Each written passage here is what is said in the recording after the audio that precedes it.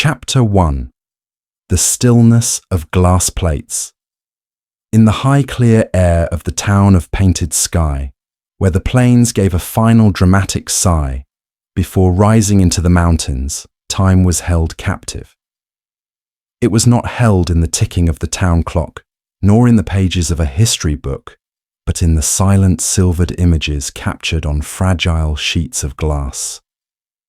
These images and the quiet reverent art of their creation were the domain of Abigail Reed. At 67, Abigail was the town's photographer, a role she had occupied with a quiet artistic dignity for over 4 decades. She was a woman of stillness and observation. Her hair was a graceful silver swept back from a face that was a beautiful, intricate map of a life fully lived.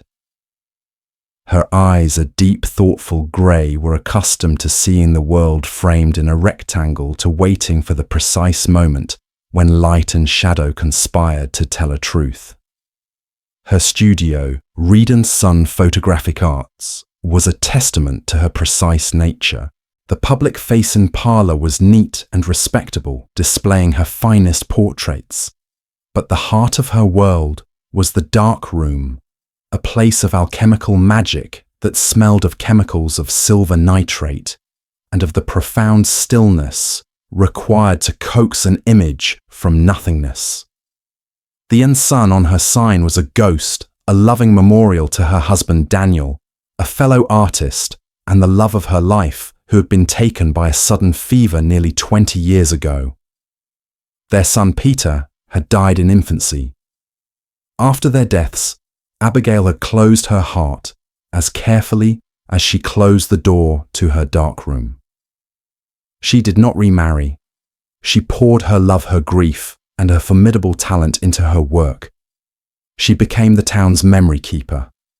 She photographed its weddings, its newborns, its proud families, and its solemn funerals.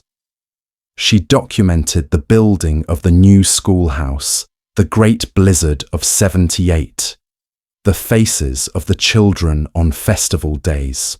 Her collection of glass plate negatives stored in meticulously labelled wooden boxes was the most complete and honest history of painted sky in existence. Her life was one of quiet, solitary purpose. She was respected, even revered for her artistry, but she held the world at a gentle distance. She was the observer, the archivist, never the participant in the messy, vibrant life she so beautifully captured. She had long ago accepted that her own story was finished, and her role now was to document the stories of others. She had no way of knowing that a man from the town's most prominent family was about to bring her a story that would force her to step out from behind the camera and back into the light. Chapter 2. The Horseman of the High Prairie. Isaac Callahan was a man as rooted in the landscape as the ancient pines on the high ridges. At 69, he was the patriarch of the Callahan Ranch, a vast expanse of land that his father, the formidable Angus Callahan, had carved from the wilderness. But while his father had been a cattle baron, a man of fences and branding irons, Isaac was a horseman. His passion was for the magnificent prairie horses he bred, animals known for their intelligence, strength, and spirit. Isaac was a man of quiet strength and deep integrity. His hair was the colour of weathered silver, his face tanned and lined by a lifetime under the painted skies of his home, and his eyes, a clear, startling blue, held the patience of a man who understood the rhythms of nature. Like Abigail, he was a widower. His beloved wife Mary had died more than a decade ago, leaving a silence in his sprawling ranch house that no number of horses could ever fill. His relationship with his late father had been complex. Angus Callahan was a town founder, a legend, a man whose portrait hung in the town hall. He was revered as a titan of the frontier, a man of vision and strength. Isaac had loved his father, but he had also lived in his shadow. He knew a different side of Angus, a man of fierce tempers, of profound sorrows, of ambitions that sometimes bordered on ruthlessness. For years, Isaac had quietly carried the weight of this more complicated truth, protecting both his father's public legacy and the privacy of his true flawed humanity. He and Abigail knew each other in the way everyone in a small town knows everyone else. They exchanged polite greetings at the general store. He admired her work from a distance. She respected his quiet dignity. They were two solitary islands in the small sea of painted sky, each orbiting their own private griefs. Their worlds collided on a bright, crisp autumn afternoon. Isaac Callahan walked into Abigail's studio, his large frame seeming to fill the small, quiet space. He held his hat in his hands, his expression a mixture of determination and profound discomfort. "Mrs. Reed," he began, his voice a low, pleasant rumble. "I have a proposition for you, a commission." "Mr. Callahan," she replied, her professional composure firmly in place. "A family portrait, perhaps?" "No," he said, shaking his head. "Something more difficult. I need you to photograph a ghost." He paused, seeing the look of confusion on her face. "I need you to help me tell the truth about my father." Chapter 3. The Man with the Gilded Pen. Before Isaac could explain further, the bell above the door chimed again. A man entered, bringing with him an air of slick East Coast confidence. He was Alistair Finch, a journalist and biographer from Boston, a man with a charming smile, sharp eyes, and a reputation for writing sensational best-selling histories of prominent American families. "Mr. Callahan." "Just the man I was looking for." Finch said, his voice smooth and engaging. He turned his smile on Abigail. "And you must be the celebrated Mrs. Reed. Your work is legendary." Finch, as he quickly explained, had come to Painted Sky for one reason: to write the definitive biography of the great Angus Callahan.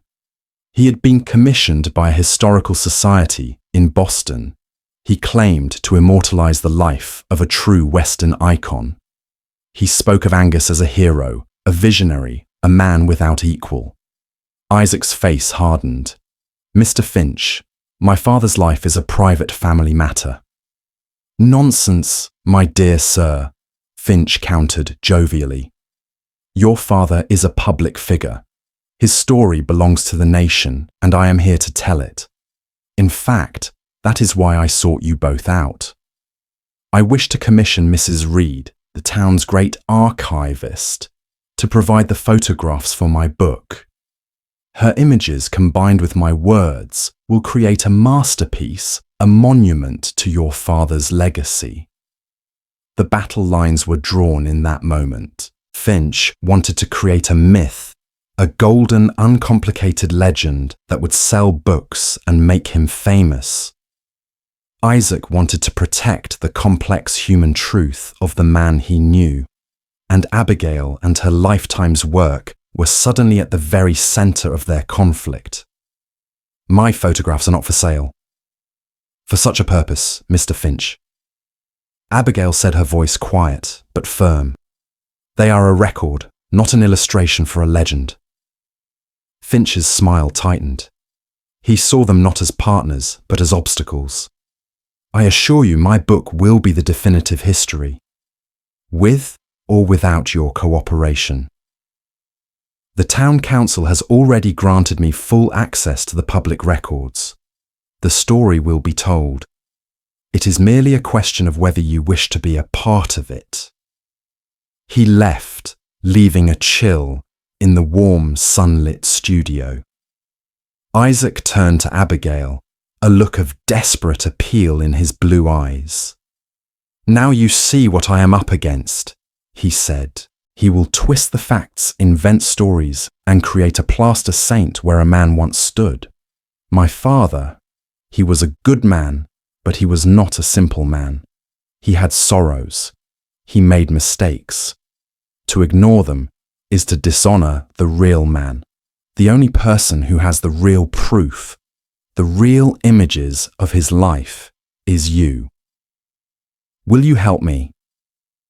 He was asking her to do more than take a photograph. He was asking her to enter into a conflict, to choose a side, to step out from the safety of her observation and into the fray. He was asking her to help him defend a memory. Looking at the integrity and pain in his eyes, Abigail heard herself agree. Chapter 4. The Ghosts in the Glass. Their alliance began in the quiet, chemical-scented sanctuary of her darkroom. Isaac, who had never set foot in this part of her studio, looked around in awe at the rows of neatly catalogued wooden boxes, each one containing dozens of glass plate negatives. "My whole life, our whole town, is in these boxes," he murmured. "A version of it," she corrected gently. "A camera captures a moment, a sliver of light. It does not capture the heart. For days they work together. It was a slow, meticulous process. Abigail would select a box from a certain year, and with a reverence born of long practice, she would hold a negative up to the light. The images were ghosts, monochrome phantoms of a time gone by. Isaac would look at the images and he would provide the color, the context, the stories. He showed her a formal portrait of his father Angus looking stern and powerful. This was taken the day he secured the loan to expand the ranch, Isaac said. He looks like a king. But what the picture doesn't show is that my mother had just lost a child and she wept for a week. He built an empire, but his house was full of sorrow. Abigail pulled out another plate. It was a candid shot of Angus, taken from a distance, standing alone by the creek. His powerful shoulders slumped, his face a mask of private grief. "I took this the day after my mother died," Abigail said softly. "I never showed it to anyone." Isaac stared at the image of his father, not as a titan, but as a heartbroken man. "I never saw him cry," he whispered. "Not once. He kept it all locked inside." Through the photographs, a new portrait of Angus Callahan began to emerge. Not a simple hero, but a complex, flawed, deeply human man.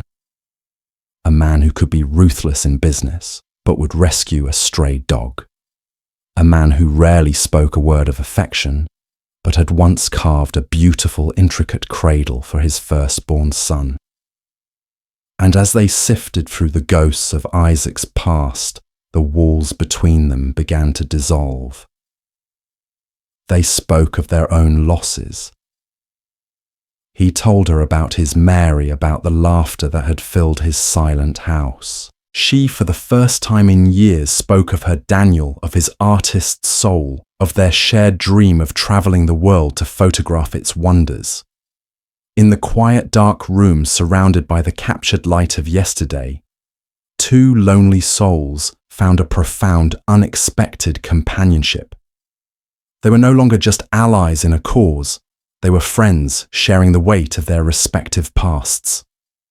Chapter 5. A Portrait of Trust. Alistair Finch, meanwhile, was not idle. Denied access to Abigail's archive, he doubled down on his public campaign. He interviewed the town's oldest residents, carefully extracting the most heroic, flattering anecdotes about Angus Callahan. He spent his evenings in the saloon buying drinks and telling grand stories, painting a picture of a mythic founder whose vision had single-handedly built their town. He was a masterful storyteller, and the town, eager to believe in its own heroic origins, was a willing audience. He began to subtly cast aspersions on Isaac and Abigail. He hinted that Isaac was a man ashamed of his father's greatness, and that Abigail was a bitter recluse jealously guarding the past. He was isolating them, making them seem like enemies of the town's celebration of itself. The pressure mounted, but instead of driving them apart, it pushed them closer together. One afternoon, Isaac came to Abigail's studio with a strange request. "I want you to come with me," he said. "There's something I need to show you." He took her not to the main ranch house, but to a small, secluded cabin high up in the foothills. It was a simple, rustic place overlooking a valley filled with his beloved horses. This, he explained, was his real home, the place he went to escape the long shadow of his father's legacy. "He never came here," Isaac said, looking out at the grazing horses. "He couldn't understand why I preferred the company of animals to the business of men. He thought it was a weakness." He turned to her, his blue eyes clear and direct. "No one has ever been here but me and my Mary. I wanted you to see it." It was an offering of profound trust, an invitation into the most private part of his world. Abigail was deeply moved. "I want to take your portrait, Isaac," she said suddenly. "Here, not as Angus Callahan's son, just as you." She set up her heavy camera, the late afternoon sun casting a warm golden light. She did not ask him to pose. She simply watched him as he moved among his horses, his usual guarded expression softening into one of quiet affection. She saw the real man, kind, strong, and at peace in his own world. She captured it on a single glass plate. That evening, as they rode back to town, in the twilight, a comfortable silence settled between them. He reached over and took her hand. His hand was large and calloused. Hers was smaller, stained with chemicals. The touch was not one of youthful passion, but of a deep, quiet rightness. It was the touch of two people who had found a home in each other's company. Chapter 6. The Exposure. The climax of Finch's campaign was to be a grand public event at the town hall. He called it the unveiling of a legend. He would give a dramatic reading from the first chapters of his book, and he would present on a large easel a newly commissioned heroic oil painting of Angus Callahan, based on one of Abigail's old formal portraits. The town was buzzing with excitement. It was to be the biggest event of the year. Isaac and Abigail knew they could not stop him, but they could offer a different truth. On the day of the event, they prepared their own quiet counter-exhibition. They did not confront Finch. Instead, in the large sunlit windows of Abigail's studio directly across the square from the town hall, they set up a display. It was a simple, powerful exhibit. On one side was the new portrait Abigail had taken of Isaac, a stunning image of a man of quiet strength and integrity. On the other side was the photograph she had taken of his father Angus, standing heartbroken and alone by the creek after his wife's death. And in the centre they placed a single large placard. The text on it was simple and written in Abigail's elegant script. It read, "Every man is a hero in his own story, and every man is a heartbroken son. The truth of a life is rarely found in a legend. It is found in the quiet moments in between. This is the story of the Callahans, father and son." Chapter 7. The Reckoning. The townspeople on their way to the grand unveiling at the town hall had to pass Abigail's studio. They stopped. They looked. They read. They saw the two portraits side by side. They saw the public legend and the private grief. They saw the father's hidden sorrow and the sun's quiet strength. They saw not a myth, but a family, a human story. The images, so honest and so powerful, spoke a truth that was more profound than any of Finch's polished words. People began to murmur. They looked from the photographs to the town hall and then back again. The mood of festive celebration began to shift into one of quiet contemplation. When Finch began his dramatic reading inside the hall, his audience was smaller than he had expected, and they were different. They listened to his grand heroic prose, but they now heard it with new ears. They heard the omissions, the exaggerations. They heard the sound of a myth being constructed, and it rang false. His heroic oil painting was unveiled to polite but muted applause. The town of painted sky, having been shown the quiet, complicated truth in Abigail's window, was no longer in the mood for a simple, gilded legend. After the event, a slow but steady stream of people made their way across the square, not to congratulate Finch, but to stand before Abigail's window. They stood in quiet groups, talking softly, pointing at the photographs. They were not just looking at pictures, they were re-evaluating their own history. Finch emerged from the town hall, expecting adulation. Instead, he found himself on the edge of a quiet, profound shift in the town's consciousness. He saw the crowd gathered at Abigail's studio. He saw the portraits in the window. And in that moment, the sharp, ambitious journalist knew he had been defeated. He had come to write their history, but they had chosen to write it themselves. He had been outmaneuvered not by anger or argument, but by the quiet, undeniable power of an honest photograph. Chapter 8. The final composition. Finch left Painted Sky the next morning, his grand project abandoned. The town was left not with a gilded legend, but with a deeper, more compassionate understanding of its own past. That evening, Isaac came to Abigail's studio. The portrait still stood in the window, bathed in the soft light of the moon.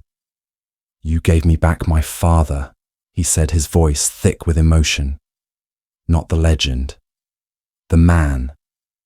And you showed the town the truth without a single angry word. The light did the work," she said softly. "I just opened the lens." He stepped closer to her into the quiet, sacred space of her studio. The air was charged with a gentle, powerful energy. For years, he said, his blue eyes full of a warm, steady light, "I thought my life was an epilogue to my father's story.